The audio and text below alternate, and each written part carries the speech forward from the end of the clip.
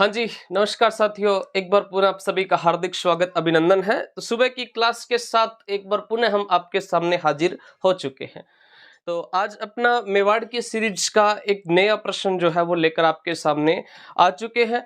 आप जल्दी से सभी जो है वो कॉपी पेन लेके बैठ जाइएगा।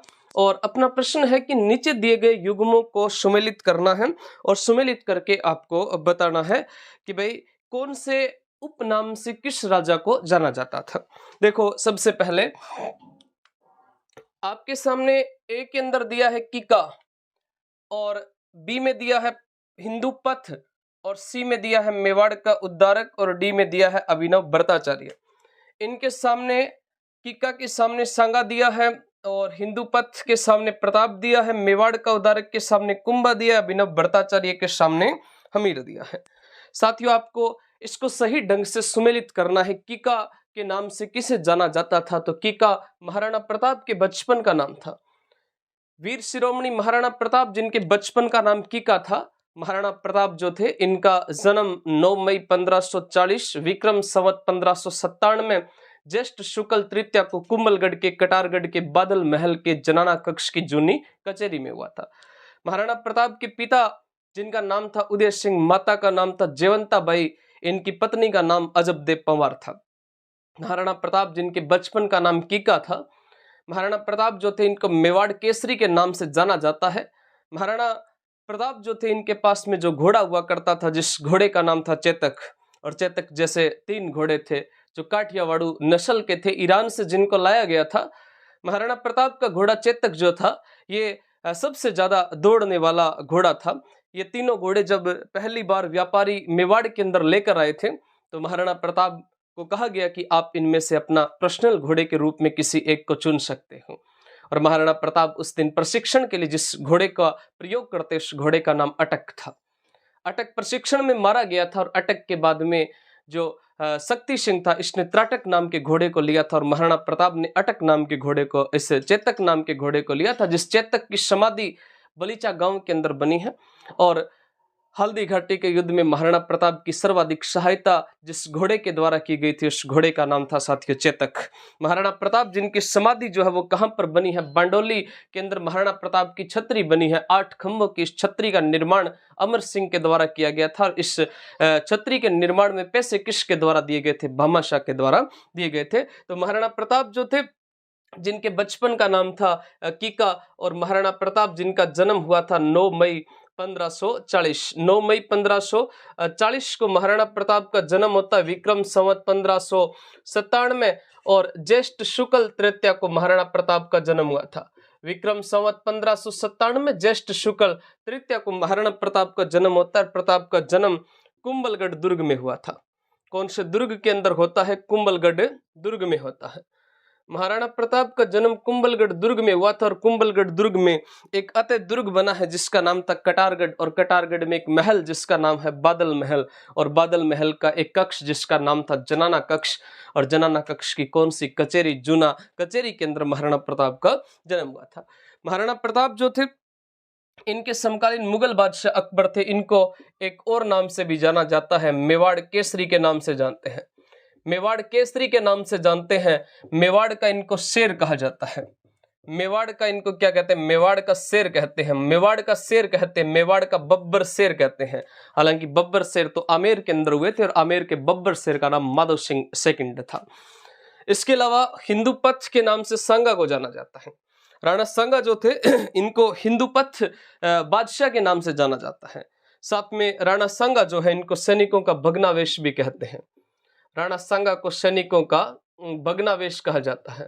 सैनिकों का भग्नावेश कहते हैं, भग्नावेश कहते हैं। राणा सांगा जो थे, इनका जन्म कब होता है? तो राणा सांगा जो थे, इनका जन्म हुआ था 12 अप्रैल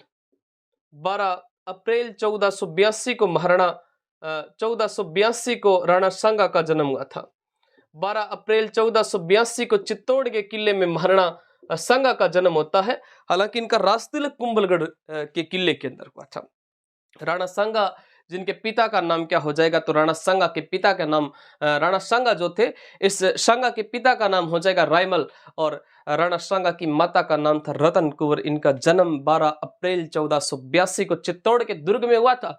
इन्हीं के समकालीन एक जगह जिसका नाम था फरगना, और फरगना की एक राजधानी जिसका नाम था अंदीजान नगर, और फरगना की राजधानी अंदीजान नगर में एक बाबर का जन्म हुआ था। और बाबर जो है, इनके पिता का नाम उमर शेख मिर्जा और माता का नाम कुतलुग निगार खानम था। इनकी दादी जिसका नाम एहसान दौलत बेग था, और बाबर जिसके लिए इतिहासकार जिनका नाम था लेनपुन। और उस लेनपुन ने बाबर के लिए कहा था कि बाबर की रगों में 2 एशियाई महान सूरवीरों का रक्त दौड़ता है।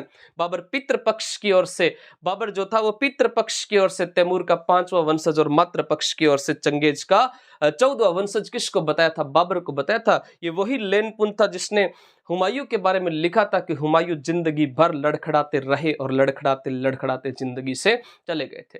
राणा सांगा जो थे, जब ये राजा बने तो इनके समकालीन बड़ी बड़ी रियासतों में सबसे बड़ी रियासत एक दिल्ली थी, जिस दिल्ली का राजा उस टाइम सिकंदर लोदी हुआ करता था। और राणा सांगा के समकालीन एक रियासत जिसका नाम था गुजरात, और गुजरात के महमूद बेगड़ा हुआ करते थे। और एक इनके समकालीन रियासत जिसका नाम था मालवा, और मालवा के राजा नासिरुद्दीन हुआ करते थे। और जब राणा सांगा का इनके साथ में संघर्ष होता है तो उस समय राजा सभी के चेंज हो गए थे। दिल्ली के लिए इब्राहिम लोदी के साथ में राणा सांगा लड़ते हैं, और मालवा के महमूद खिलजी सेकंड के साथ में राणा सांगा लड़ते हैं। गुजरात के मुजफ्फर शाह के साथ में राणा सांगा लड़ते हैं। और राणा सांगा के इतिहास प्रसिद्ध जो युद्ध हुए थे, जिनमें से एक युद्ध जिसका नाम था खानवा का युद्ध, जो 17 मार्च 1527 को रूपवास भरतपुर में गंभीर नदी के किनारे होता है। और राणा सांगा जो थे, इस सांगा की जो मृत्यु है ये कब होती है? तो सांगा की मृत्यु होती है 30 जनवरी 1528 को राणा सांगा की मृत्यु हुई थी। और राणा सांगा की मृत्यु कहां पर होती है? सांगा को जहर दिया जाता है एक जगह जिसका नाम था एरिच, और इनकी जो मृत्यु वो कालपी में हुई थी, और इनको दफनाया मंडलगढ़ भीलवाड़ा में था। और मंडलगढ़ में इनकी 8 खंभों की छतरी बनी है। मेवाड़ का उद्धारक किसको कहते हैं? तो साथियों, मेवाड़ का उद्धारक हमीर को कहा जाता है। एक मेवाड़ का उद्धारक और आता है, भामाशाह को भी मेवाड़ का उद्धारक कहा जाता है, जिसने महाराणा प्रताप की हल्दी घाटी के युद्ध के बाद में 20,000 की स्वर्ण मुद्रा देकर सहायता की थी। उस भामाशाह को भी मेवाड़ का उद्धारक कहा जाता है। और हमीर को भी मेवाड़ का उद्धारक कहा जाता है, क्योंकि हमीर उस समय जो मेवाड़ जो था, इस मेवाड़ या चित्तौड़ की डगमगाती हुई नैया को पार लगाया था किसने? हमीर सिसोदिया ने, जिसके कारण हमीर सिसोदिया को मेवाड़ का उद्धारक कहते हैं। क्योंकि एक समय के लिए चित्तौड़ जो है वो पहले अलाउद्दीन खिलजी के पास चला गया था। अलाउद्दीन ने इस चित्तौड़ के दुर्ग को अपने पुत्र खिजर खां को सौंप दिया था, और खिजर खां ने मालदेव मुछला को दिया था, और मालदेव मुछला ने जैसाया बनवीर को दे दिया था। और ऐसे करके अपना चित्तौड़ इधर उधर घूम रहा था। और इसी बीच हमीर जो था ये अपने रावल शाखा का एक राजा हुआ करता था। रावल जो शाखा थी, इस रावल शाखा से अपनी एक अलग शाखा यानी अलग हो गई थी। उस शाखा का नाम था सिसोदा, उस गांव का नाम था सिसोदा। और सिसोदा गांव में एक व्यक्ति जिसका नाम था हमीर, लक्ष्मण सिंह के पुत्र अरी सिंह थे, और अरी सिंह का पुत्र जिसका नाम क्या था? हमीर था। और हमीर जो थे, इन्होंने 1326 में निर्बल शासक जैसाया बनवीर को मारकर चित्तौड़ पर अधिकार कर लिया था। इस हमीर सिसोदिया को विषम घाटी पंचानन कहा जाता है। विषम घाटी पंचानन, और विषम घाटी पंचानन का मतलब होता है युद्ध में सिंह के समान, युद्ध में सिंह के समान। और इनके समय में एक इतिहास प्रसिद्ध युद्ध हुआ था 1336 में, सिंगोली बांसवाड़ा का युद्ध जो है वो किसके समय में हुआ था? हमीर के समय में। अभिनव भट्टाचार्य के नाम से महाराणा कुंभा को जाना जाता है। अभिनव भट्टाचार्य के नाम से महाराणा कुंभा को जाना जाता है। महाराणा कुंभा के तो बहुत सारे नाम हैं। कुंभा की टोटल 108 उपाधियां थी। 108 उपाधि महाराणा कुंभा की है, जिसमें अभिनव भट्टाचार्य, हिंदू सुल्तान, हाल गुरु, शैल गुरु, चाप गुरु, छाप गुरु, तोडरमल, दान गुरु, परम गुरु, अश्वपति, नरपति, गजपति, राय, रायण, राणो, राशो, राणो, राय, महाराणा, महाराजा, धीराज, नंद, नंदीश्वर, वीणा वादक, नाटक राजकर्ता, प्रज्ञा पालक, जैसी इनकी 108 उपाधियां हैं।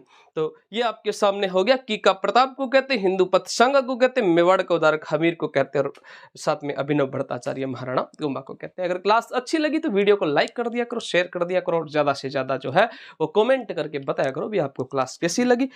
मिलते हैं अगली क्लास में, तब